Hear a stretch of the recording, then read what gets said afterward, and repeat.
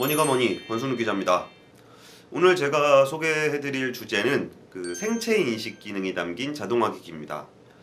얼마 전에 신한은행이 국내 은행으로는 최초로 좀 경맥 인식 기능이 있는 자동화기기를 선보였습니다.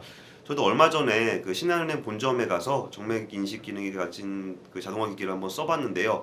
이게 손바닥을 이렇게 대면은 본인 확인이 되는 그런 기능이더라고요.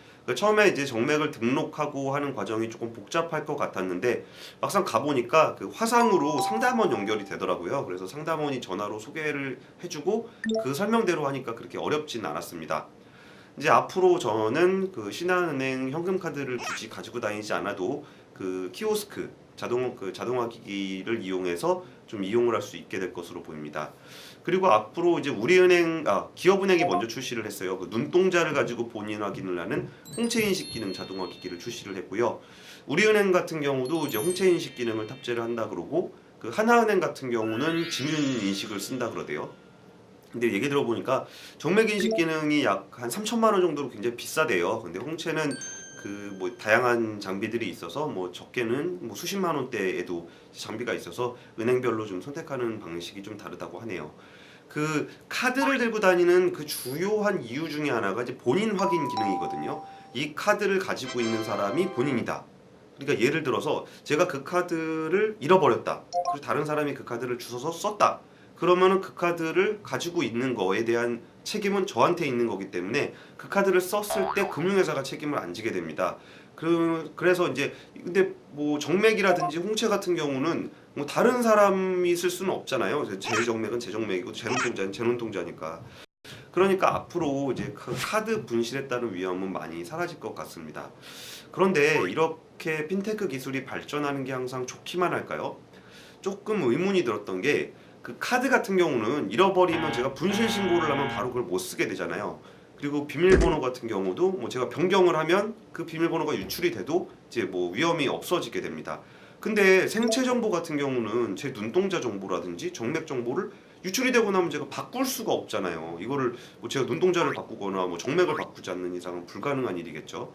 그래서 한번 유출되면 평생 그 정보를 갱신할 수 없다는 치명적인 단점이 있습니다. 그래서 이제 은행들은 그거 보완에 철저하게 신경을 쓰고 있다는데 혹시나 하는 우려가 좀 들었어요.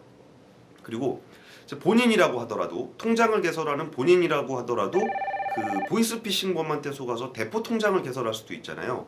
그런 경우에 이제 은행 영업점을 방문하게 되면 아무래도 영업점 직원이 좀 낌새를 보고 저 사람 좀 이상하다 하면은 좀 안 해줄 수도 있는데 이제 자동화 기기를 통해서 하다 보면은 대포 통장 발급이 좀 수월해질 수도 있겠죠. 그래서 신한은행 같은 경우는 대출 승인을 받은 사람에 한해서만 통장 개설을 좀 허용하고 있다고 합니다.